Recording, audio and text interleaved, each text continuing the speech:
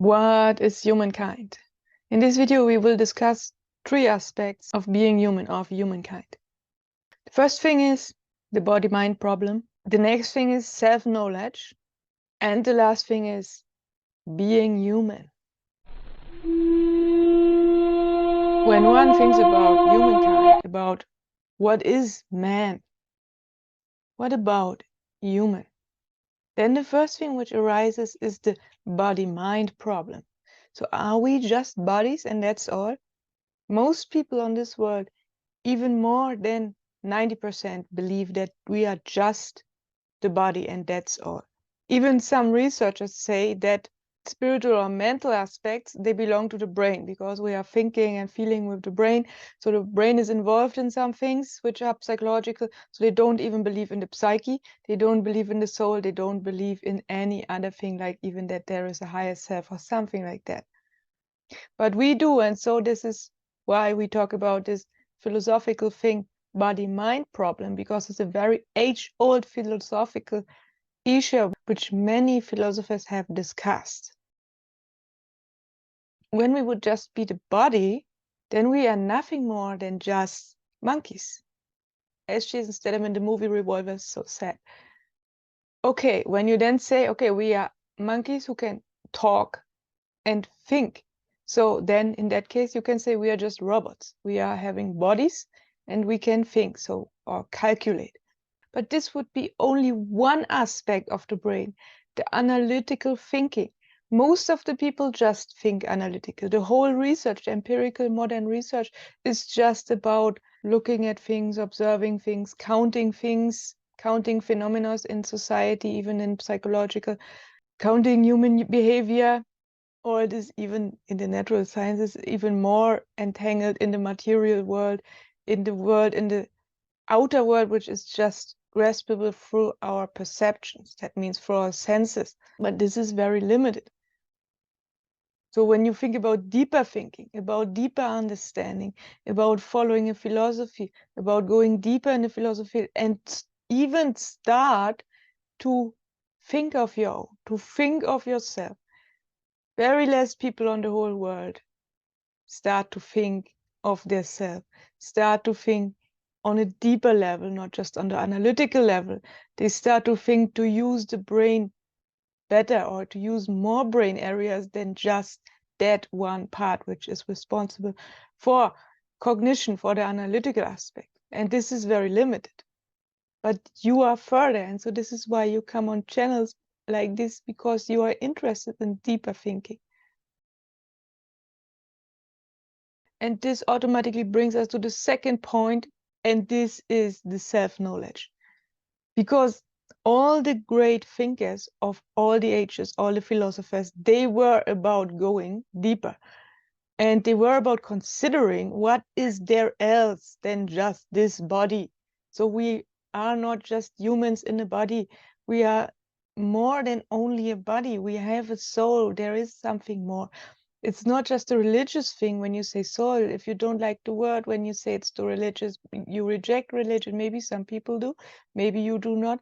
So it's not about religion or not here. It's the philosophical aspects. Philosophy is also a part of religion. So whenever you are religious, you can still feel welcome. Whenever you reject religion, also you are welcome here.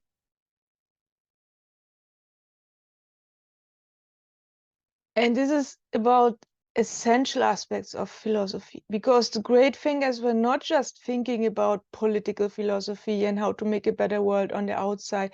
They knew all that first people have to change inside. First people have to overcome the ego and to develop their higher self. And then there are good outcomes automatically. And then this could be a better world. They were never about changing these world. You know, it's a modern thing that we say we have to protect the nature. That's a good thing, and I like it. But that's not all. It's just an outcome, ethical behavior and all those things. This is outcomes of when you are already developed. And the more conscious one is, the more automatically he behaves good. So these philosophies which are just limited to ethical stuff, they are also limited because they are not going deeper. But there are philosophers which go deep. For example, the Stoics, or for example, Arthur Schopenhauer, which is a more modern one. It's not, he's not still living anymore, but he's more modern, if you like it. The Stoics even are more than 2000 years old. It is always so that the older the philosophy is, often it is better. Unfortunately, there is not so many stuff nowadays. There is a lot of stuff. There are so many philosophers building their own philosophy, but they all implement so much aspects from material from the outer world more and more in the modern philosophies. So there are not so good aspects like in the earlier times, which are more basic, which are more pure, and where you can gain more good knowledge, which is a very good basis for your life. And that was, for example, Socrates. You will find more in the certain video about him under the link in the upper corner. So what is about that self-knowledge? I also came to self-knowledge on my own because it started with thinking about humankind, with thinking about, first of all, me. It sounds selfish now, but always it is a good opportunity. Whenever you come in a life crisis, and many people have life crises, but they don't work on themselves. These are the 90% or even 95% which are not looking on themselves, which are not considering humankind, which are not considering even how to make their own lives better. But you can make them better from the inside. And you come to the inside, even first you have to be selfish. First I was entangled in the ordinary world. I was in everyday life. I had this college things. And you know this from the video when I explained, I came to certain questions in my life. Crisis brought me to certain questions. And there were these questions and they brought me to these essential things. First, I was just asking, how can I overcome a chronic disease? Then I was asking alternative healing methods. Then I was asking, why do actually I have the disease? And at least I came to the conclusion and to the last question, who is actually this I? Who am I? And so I came to the basic question. And then first of all, a journey began. Everything broke down. Everything broke down. The whole outer lifestyle was not working anymore, has no sense anymore. It breaks all down. But I found that inner spiritual world and I developed then there, and still I do. And I also want you to invite to do this, to ask yourself these basic questions.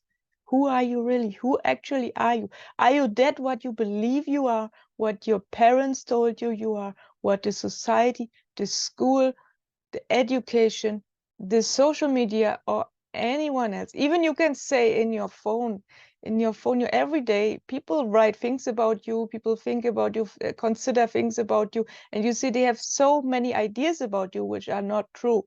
And there you can already see everyone has a certain image about you. And so also you have a certain image who you are because it's coming from upbringing, education, all these things. And at the end, you believe something and you have to find out who you really are behind all these structures, all this what others build up for you, who you should be. You are just who you should be for society, but you are not who you really are. And that's not just only a selfish thing. When you really go on that journey to your health, to yourself, to your higher self, then you find out how you really are. Because this point, when you reach this higher self, you overcome the ego. So it's not about being selfish. It's absolutely the opposite. You overcome the ego and find your true self, which is a inner thing. And when you find this, then you are on the right path. And then you really find yourself. Some people go even on the wrong path. They just about are ego fulfillment and they make their life better just on the surface. But that's not what this channel is about. You are going deeper, and that's why you are here. And you are a true researcher. You are a philosopher. With true researcher, I mean you are not just a researcher on the surface. Even if you are not a researcher and you now say, what's she talking there? No, it's not about that you're a researcher. We all are researchers from the very beginning when we are children. We are curious. We want to explore this world. We are actually a researcher in our heart, very deep. But then education comes and tells us what we have to know and what we have to do. And so the problem arises that we don't really find ourselves. We became just kind of robots, kind of machines, kind of monkeys, what I have all mentioned it. We are just copying things from, because everyone gets the same knowledge, but there are no results. We don't find our true selves. We were closer when we were smaller, but then education came and destroyed everything. But you overcome this because you are a true researcher. You are asking the true questions, like who you really are. And this brings us to the third question: what humankind, or being human, actually means. And here's a short story of a friend. He said that when he was born, he was baptized, he became Hindu, and his brother also. And then they developed, and one day his brother changed and he wanted to become Sikh because he was influenced from another religious group, and so they wanted to become a Sikh, or that they wanted to get him in his group. So he switched from Hindu to Sikh. And then I asked his friend, and did you also switch or something like this, or are you still Hindu? He said he switched from Hindu to human. So what's the difference now? What I mean, of course, in Hinduism, there are very good aspects about humanity, and in other religions also, and as well as in many philosophies, which are non-religious.